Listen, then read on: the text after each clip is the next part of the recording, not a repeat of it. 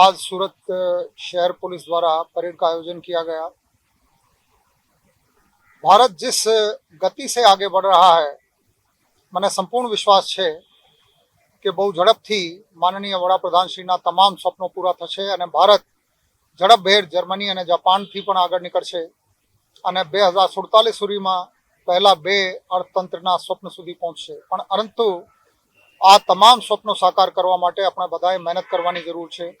સુરત શહેરના નાગરિકો જેવી રીતે એકબીજાની સાથે સહકાર કરીને પહેલા નંબરના સ્વચ્છતમ સિટી બન્યા છે, એવી જ રીતે સલામતીની બાબતમાં અમારો નિર્ધાર છે કે સુરત સૌથી સલામત શહેર ભારત વર્ષમાં પણ છે। ગુના ઉકેલવાની બાબત હોય, ગુના કંટ્રોલ કરવાની બાબત હોય, કોઈ પણ ફેસ્ટિવલ, ગણેશ ઉત્સવ, નવરાત્રિ, હોળી, દિવાળી, 31મી ડિસેમ્બર,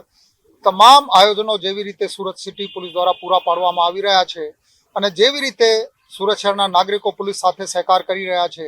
આ બહુ આનંદપ્રદ બાબત છે અને આ બાબતનું પણ સૂચક છે કે લોકશાહીમાં પોલીસ અને નાગરિકો એકબીજાની સાથે સહકાર કરશે તો એક બહુ સુંદર સમાજનું નિર્માણ શક્ય છે। પોલીસ દ્વારા અનેક નવા કાર્યક્રમો વર્ષ 2023માં જે ચાલતા હતા, દાખલા તરીકે 13 तुझको अर्पण, no drugs in Surat city, રક્તદાન, થેલેસેમિયા ગ્રસિત બાળકો માટે કરવાની છેલ્લા 9 મહિનાથી ચાલતી પ્રગતિ, વ્યાજ વટાણા લોહી ચૂસનાર તત્વો વિરુદ્ધમાં શરૂ કરવામાં આવેલ ઝુંબેશ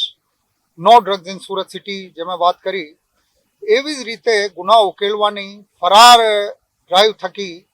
લગભગ 380 જેટલા જૂના સમયના 45 વર્ષ સુધીના ફરારી આરોપીઓને અટક કરવામાં જે સફળતા મળેલ છે। લૂંટ અને ધાડના જેટલા ગુનાઓ બનેલ છે, આ તમામ વર્ષ 2023માં 100% ડિટેક્ટ થયા છે। આ અનેક એવી બાબતો છે જેના થકી આ સ્પષ્ટ થાય છે કે સુરત સિટી પોલીસે આ શહેરને સુરક્ષિત બનાવવા માટે બહુ મહેનત કરેલી છે। ગંભીર ગુનાઓમાં ગુનેગારને તાત્કાલિક સજા મળે આના માટે પણ પોલીસ દ્વારા જે એસઓપી જેવી રીતે કામ કરવામાં આવી રહ્યું છે, સમસ્ત રાજ્ય અને રાષ્ટ્ર માટે દાખલારૂપ અનેક કિસ્સાઓમાં ફાંસીની સજા સુધીના ચુકાદાઓ નામદાર કોર્ટ તરફથી મળ્યા છે, આજીવન કારાવાસની સજા, 20 વર્ષ ઉપરની સજા, જેથી કાયદો વ્યવસ્થા અને ક્રિમિનલ જસ્ટિસ સિસ્ટમ મજબૂત રીતે સુરતમાં જેવી રીતે પ્રતિસ્થાપિત થયું છે, આ બહુ મહત્વની બાબત છે। એક વખત ફરીથી આપણે નિર્ધાર કરીએ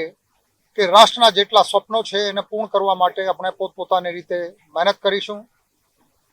પોતાની જાતને વધારે શ્રેષ્ઠ બનાવીશું અને સુરત સિટી પોલીસ નાગરિકોની